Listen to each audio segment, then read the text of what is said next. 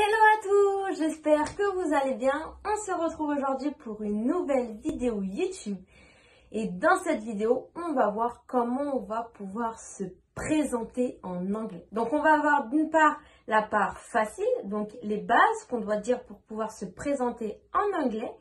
Et d'autre part, on va voir, donc c'est pour les niveaux un petit peu plus avancés, on va voir donc comment vous pouvez remplacer les phrases banales que vous avez apprises au collège et au lycée par des phrases un petit peu plus avancées que des vrais anglophones et des vrais américains utilisent. Donc cette vidéo est vraiment faite pour tous les niveaux. Si tu as un niveau débutant et que tu veux apprendre à te présenter en anglais, cette vidéo est faite pour toi. Et également si tu as un niveau avancé et que tu veux arrêter de dire ces phrases banales que tout le monde répète et que tu veux montrer que du coup tu as un bon niveau en anglais en changeant un petit peu les phrases que tout le monde dit pour dire d'autres phrases qui montreront du coup que tu as un niveau avancé par rapport aux autres, cette vidéo est également faite pour toi. Donc cette vidéo est vraiment faite pour tous les niveaux, alors ne passe pas à autre chose et on y va pour la vidéo.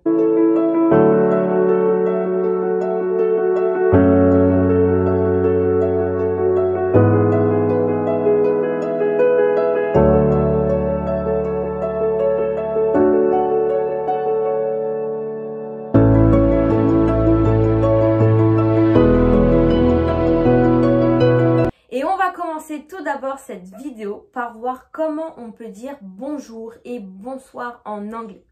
Donc pour les niveaux débutants, pour dire bonjour et bonsoir en anglais, on va tout simplement dire hello, hi ou hey. Par contre, attention, ces trois façons de dire bonjour en anglais ne sont pas à utiliser dans tous les cas, d'accord ? C'est-à-dire que dans un milieu professionnel, vous n'allez pas utiliser hello, hi ou hey. On va voir après ce que vous pourrez utiliser. Mais dans un premier temps, ces trois formules-là pour dire bonjour en français sont à utiliser seulement si vous parlez soit à une personne de votre famille ou alors à un ami ou alors tout simplement à une personne que vous connaissez très bien. Petit aparté également. Pour bien prononcer ces trois mots, vous voyez qu'au début, il y a la lettre H. Pour rappel, la lettre H n'est pas une lettre muette en anglais. Donc, il faut la prononcer. Et pour la prononcer, vous allez tout simplement prendre votre respiration. Donc, je ne vais pas dire hello, hi, hey. Non, je vais dire hello, hi, hey. Vous voyez, je prends ma respiration pour pouvoir prononcer le H. Hello, hi, hey. Maintenant, on va voir une autre façon de dire bonjour pour éviter de toujours répéter hello, hi, hey. Et pour cela, on va pouvoir dire soit good morning. Donc, good morning, on va l'utiliser le matin. Donc, à partir de l'heure où on se réveille jusqu'à midi. Ensuite, on va dire good afternoon, bon après-midi. Qu'on va dire donc de midi jusqu'à environ 18 h. Ensuite, on va avoir good evening, bonsoir, qu'on va utiliser de 18 h jusqu'à l'heure où vous allez aller vous coucher. Et pour finir, on va dire good night, bonne nuit. Donc voilà d'autres façons de dire bonjour et bonsoir pour éviter de toujours répéter hello, hi et hey. Et bien évidemment, ces quatre façons de dire bonjour et bonsoir en anglais, vous pouvez les utiliser dans un milieu professionnel et vous devez les utiliser dans un milieu professionnel. Donc à la place de dire hello, si vous êtes le matin, vous allez dire good morning et si vous êtes l'après-midi, vous allez dire good afternoon. Vous pouvez également l'utiliser dans un mail. Donc si vous envoyez un mail à une personne que vous connaissez déjà ou vous avez un bon rapport, vous pouvez dire hello.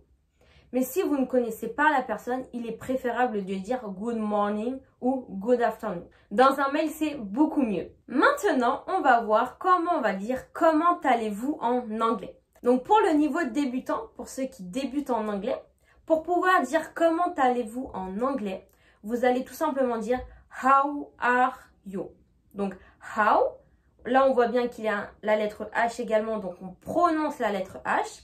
How, qui veut dire comment, are you. Par contre là, attention, vous voyez qu'en français, on dit comment allez-vous. Donc on utilise le verbe aller, qui est le verbe go en anglais. Alors qu'en anglais, on utilise le verbe to be, qui veut dire être en français. Donc, vous voyez que en français, on utilise le verbe aller, go, et en anglais, on utilise le verbe être, to be. Donc là, je me répète également si vous avez déjà vu d'autres vidéos de moi. Il ne faut jamais traduire une phrase en français mot à mot en anglais et vice versa. Parce que là, vous avez l'exemple parfait. En français, on utilise le verbe go et en anglais, on utilise le verbe be. Donc, deux verbes qui n'ont strictement rien à voir. Donc, en français, on dit « Comment allez-vous » et en anglais, du coup, si on veut traduire la phrase mot à mot en français, on va la traduire par « Comment êtes-vous » Donc, vous voyez, ça n'a strictement rien à voir. Donc, on ne traduit pas. Et la phrase « Comment allez-vous » en anglais, c'est une phrase qu'il faut donc apprendre par cœur. Donc, on retient bien « How are you ». Maintenant, pour le niveau un petit peu plus avancé, si vous voulez arrêter de dire cette phrase « How are you » parce qu'il n'y a vraiment que cette phrase qu'on nous a appris à l'école. Donc, pour éviter de se répéter tout le temps et toujours dire « How are you, how are you, how are you », vous pouvez changer cette phrase par « How are you doing » ou alors par « How are you going » également par « How is it going » et pour finir, vous pouvez la remplacer par « What's up ». Voici les 4 autres façons pour dire « Comment allez-vous » en anglais. Donc ces 4 phrases signifient « Comment allez-vous » en anglais. Ces 4 phrases pareillement ne sont pas à utiliser dans un milieu professionnel ou dans un mail, d'accord? C'est vraiment des phrases qui sont vraiment à utiliser quand vous parlez avec un ami. Si vous allez en Amérique ou en Angleterre et que vous rencontrez un ami là-bas, eh ben vous pouvez bien évidemment utiliser ces phrases parce que même eux, ils vont l'utiliser. Donc vous pouvez les utiliser, mais surtout pas l'utiliser dans un milieu professionnel. Maintenant, on va voir comment on va pouvoir répondre à cette question. Donc, pour le niveau débutant, vous allez tout simplement pouvoir répondre « I am good »,« I am fine »,« I am great ». Donc là, c'est exactement la même chose. Comme je vous l'ai dit juste avant, là, en français, on a le verbe « avoir »,« je vais bien ». Et en anglais, on utilise le verbe « to be ». « I am good ». Je suis bien. Donc, pareillement, on ne traduit pas mot à mot parce que ce sera faux. Donc, je répète, vous pouvez dire soit I am good, I am fine, I am great. Ce qui signifie je vais bien. Pour le niveau avancé maintenant, si vous souhaitez du coup arrêter de dire ces 3 phrases et changer un petit peu, vous pouvez dire I am pretty good, je vais assez bien. I am doing well, je vais bien. So far, so good. Jusqu'à maintenant, ça va. Donc ça, c'est une tournure de phrase aussi qui est beaucoup utilisée en Amérique. So far, donc qui veut dire jusqu'à maintenant. So good, ça va. Jusqu'à maintenant, ça va. So far, so good. Si vous allez en Amérique, vous allez beaucoup entendre cette tournure de phrase so far qui signifie jusqu'à maintenant. Et pour finir, vous pouvez dire not bad, pas mal. Donc voilà les 4 autres façons. Bon après vous en avez plein d'autres, mais ces 4 façons de dire que vous allez bien sont les plus utilisées. Et maintenant pour dire et toi, pour le niveau débutant, vous allez tout simplement dire and you. Tout simplement, il n'y a pas d'autre façon de dire et toi. Et pour les niveaux un petit peu plus avancés, pour éviter de toujours dire and you, and you, and you, vous pouvez dire tout simplement what about you? Donc là, c'est la même chose. Il n'y a pas 36 000 façons de dire et toi. Donc, soit vous dites and you, soit vous dites what about you? Maintenant, on va voir comment on va pouvoir demander à quelqu'un comment il s'appelle. Donc, pour ça, c'est très simple. On va dire what is your name? Donc, quel est ton nom? What, quel, is, le verbe to be, et your, votre, name, nom. What is your name? Quel est votre nom? Quel est ton nom? Et pour cette question, pareil, il n'y a pas 36 000 solutions. C'est la seule solution pour demander à quelqu'un quel est votre nom. Après, vous pouvez faire une contraction. Vous dire what's your name? Donc, contracter what et is, ce qui va nous donner what's your name? Quel est ton nom? Mais voilà, il n'y a pas d'autre façon de demander à une personne comment il s'appelle. Maintenant, on va voir donc comment on va pouvoir répondre à cette question. Donc, si une personne vous demande « What is your name ?», vous allez répondre tout simplement « My name is » et votre nom. Donc, moi, par exemple, je vais répondre « My name is Delphine. Mais pour les niveaux un petit peu plus avancés, si vous voulez éviter de répondre toujours My name is Delphine, vous pouvez dire tout simplement I'm Delphine ou I am Delphine. Je suis Delphine, tout simplement. Donc soit vous répondez My name is Delphine ou alors I'm Delphine. Maintenant, on va voir comment vous allez pouvoir dire votre âge. Donc moi, par exemple, dans mon cas, je vais dire j'ai 22 ans. Donc pour dire j'ai 22 ans, je vais dire I am 22 years old. Donc là, pareil, en français, on utilise le verbe avoir et en anglais, on va utiliser le verbe être. Donc je ne vais pas dire I have, mais je vais dire I am. Ensuite, donc 22, donc 22. Et pour dire l'année, donc en anglais, l'année c'est a year. Donc là, comme j'en ai 22, j'oublie pas de mettre mon S, years. Et ensuite, old, pour dire ancien. Donc si je veux traduire mot à mot ma phrase anglaise en français, ça va me donner « Je suis 22 ans d'année d'ancienneté ». Donc ça, c'est vraiment si je la traduis mot à mot. Mais bien évidemment, en français, on va pas dire ça comme ça. On va dire tout simplement « J'ai 22 ans ». Mais voilà, si je veux vous traduire, donc pour que vous compreniez la phrase en anglais, c'est comme ça qu'on va la traduire. Donc, I am, je suis,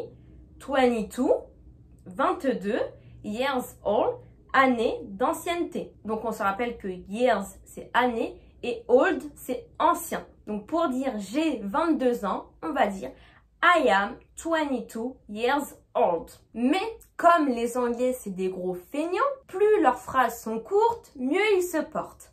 Alors, si vous ne voulez pas dire tout ça, vous pouvez contracter le sujet et le verbe. Donc, I'm 22 years old. Et encore mieux que ça, vous pouvez tout simplement dire I'm 22. Là, on va savoir que vous parlez de votre âge. Donc, de base, on passe avec une phrase I am 22 years old. Et à la fin, on finit avec une phrase I am 22. Voilà, donc c'est correct. Vous pouvez soit dire l'un, soit dire l'autre. Maintenant, on va voir comment on va pouvoir donc dire notre âge, mais pour éviter de toujours dire I am 22 years old et pour sonner un petit peu plus confirmé. Donc pour ça, il y a plusieurs solutions. Tout va dépendre de votre âge. Là, comme vous voyez, donc j'ai dit que j'avais 22 ans. Donc ça veut dire que je suis au début de la vingtaine. Donc pour ça, je peux dire I am in my early 20s. Je suis au début de la vingtaine. Ensuite, si par exemple, là j'ai 22 ans et que le mois prochain je vais avoir 23 ans, eh bien je peux dire je vais avoir 23 ans le mois prochain. Donc en anglais, on va dire I am turning 23 next month. Ou alors si c'est la semaine prochaine, vous pouvez dire I am turning 23 next week. Donc pour cette phrase, on utilise le verbe to turn pour dire qu'on va avoir 23 ans bientôt. Donc soit la semaine prochaine, soit le mois prochain. Ensuite, si vous avez 25 ans, donc vous êtes au milieu de la vingtaine, eh ben vous allez dire I am in my mid-20s. Donc là, je suis au milieu de la vingtaine. Donc là, on comprend que vous avez 25 ans. Donc mid qui signifie milieu ou moitié. Et pour finir, si vous êtes à la fin de la vingtaine, donc vous avez 28 ou 29 ans et que vous allez approcher des 30 ans, vous pouvez dire I am in my late 20s. Donc voilà, donc là on sait que vous êtes dans la fin de la vingtaine. Et bien évidemment, je vous ai expliqué ça avec donc la vingtaine, mais vous pouvez utiliser ça également pour tous les âges, donc que ce soit la trentaine, la quarantaine, la cinquantaine, etc. etc. Donc pour la vingtaine, on dit 20s, la trentaine, on dit 30s, quarantaine, 40s, cinquantaine, 50s, soixantaine, 60s, et ensuite on continue comme ça, 70s, 80s, 90s.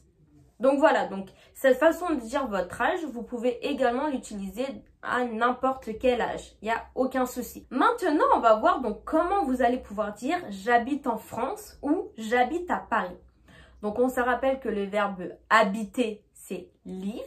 Donc je vais tout simplement dire I live in Paris ou I live in France. Donc cette tournure de phrase I live in, vous pouvez autant l'utiliser quand vous parlez d'un pays ou alors d'une ville. Les deux marchent. I live in France ou I live in Paris.